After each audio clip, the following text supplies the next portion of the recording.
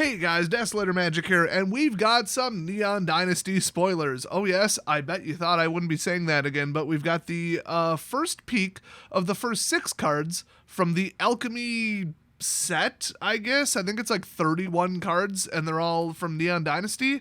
So what they said they're doing is they're going to release a standard set. Wait, I think they said 2 weeks, but then I've heard other numbers of 30 days. I don't even know how long it's been. It feels like it came out yesterday. But then they real quick scrambled to do the hyper balance thing with Alchemy. And that's actually kind of neat. I mean, to only wait 2+ weeks and say, you know what, this is what we need to fix. I mean, yeah, I think they do need to move on that time frame. So naturally, after saying that that's what they're going to do, they completely did something different, and here's better offer. A brand new card that's only legal in Alchemy. It burns a rare wild card, which I'm going to be shocked if any of these aren't a rare. And I believe they said there's either 30 or 31 of these or something. So how did they know the number, and how did they know what Neon Dynasty needed before the release? Because they gave us these numbers before Neo actually came out. I mean, they could have scrambled to design these at the last second, but if that sounds like a really bad idea and not enough time to playtest, yeah, this is just a cash grab. It's not about rebalancing, okay? And honestly, whenever this releases, we're probably going to get a rebalance at the same time, which is just going to be nothing. And then we're going to get a real rebalance later. And honestly, nobody plays Alchemy anyway. So with that in mind, let's read what Better Offer does. So it's 1 blue plus X, sorcery, rare of course, and put a random creature card with mana value X or less from target opponent's library onto the battlefield under your control.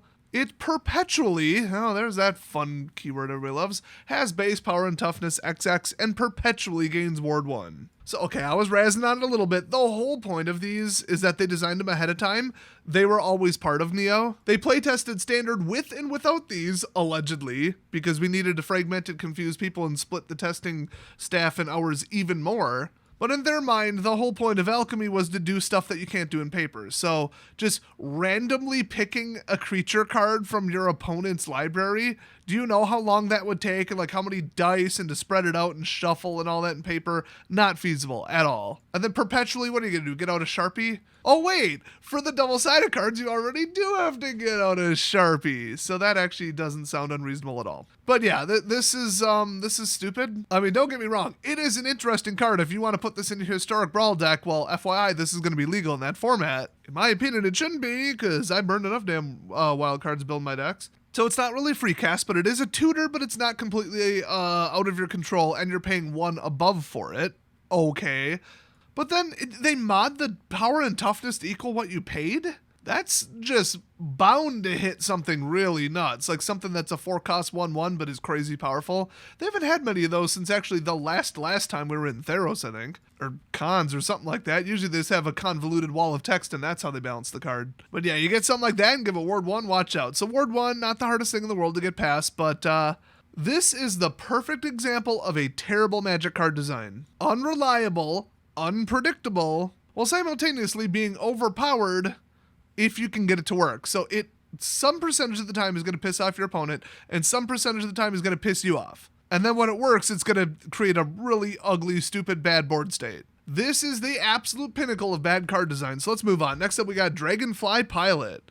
So it's a 1-cost 1/1, and whenever Dragonfly Pilot enters battlefield, conjure a card named Dragonfly Suit into your hand. Dragonfly Pilot cruise vehicles as though its power were 2 greater. So it's the pilot token in card form, but you get a Dragonfly Suit, which is actually a pretty good card. Yeah, this is a companion if you didn't start with it, or this is commander partners with or partner, but not in your command zone. But standard is a lower power level. So why they would base it on 2 of the biggest mistakes lately? Boy, 2 for 2 on bad card design. At least this one's not a rare, I'm shocked. Next up, though, Mythic. Oh, yes. Forceful Cultivator. 4-cost 2/3, Snake Shaman, and it costs 2 less to cast if there are no land cards in your hand. That should be a mechanic. Oh my gosh. Have we never seen that?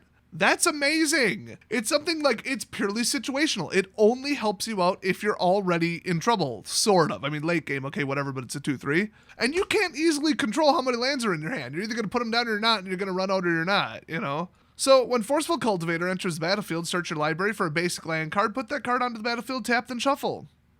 Damn. The problem is, it's basically a vanilla do-nothing 2/3 Snake Shaman, not even an enchantment.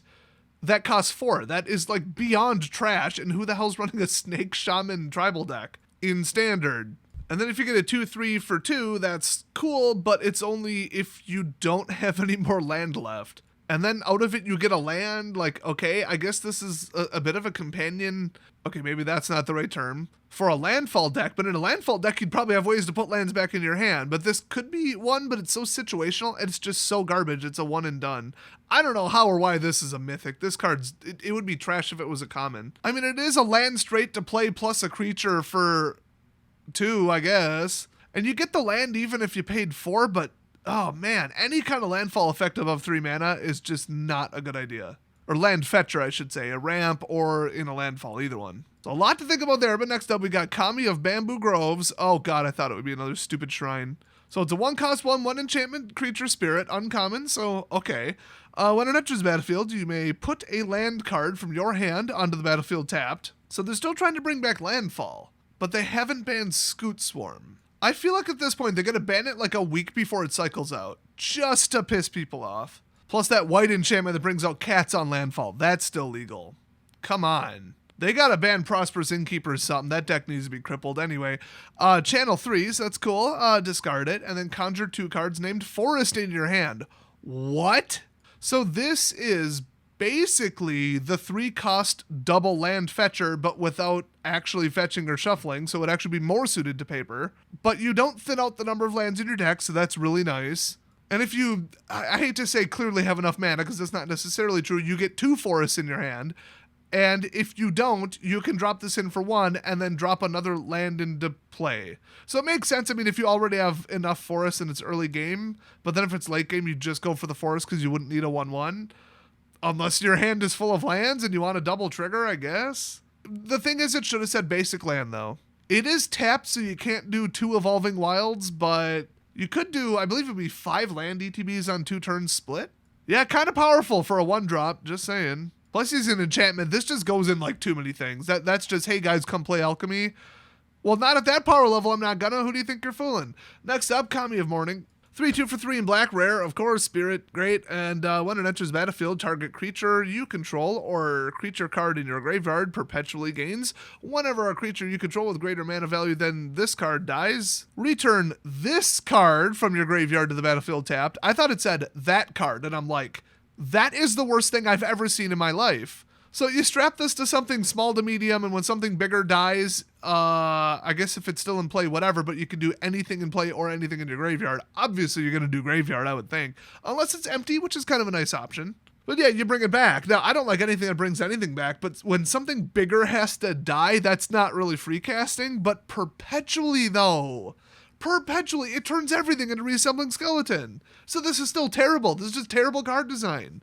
My god, I wonder what the other 20-some cards are. This is just, this is awful. What else is there to say? Let's move on to lucky number 6. Oh good, you get to burn another mythic wild card on it. Just kidding, don't play Historic and don't play Alchemy. So it's a 4-cost double white creature human samurai. Oh god. And 2/2 looks like it's flying. Oh, it is, yep. This spell costs 2 less to cast if you have, oh, they're doing a whole cycle, aren't they? If you have no other creature cards in hand, or if the only other creature cards in your hand are named Mothrider Cavalry.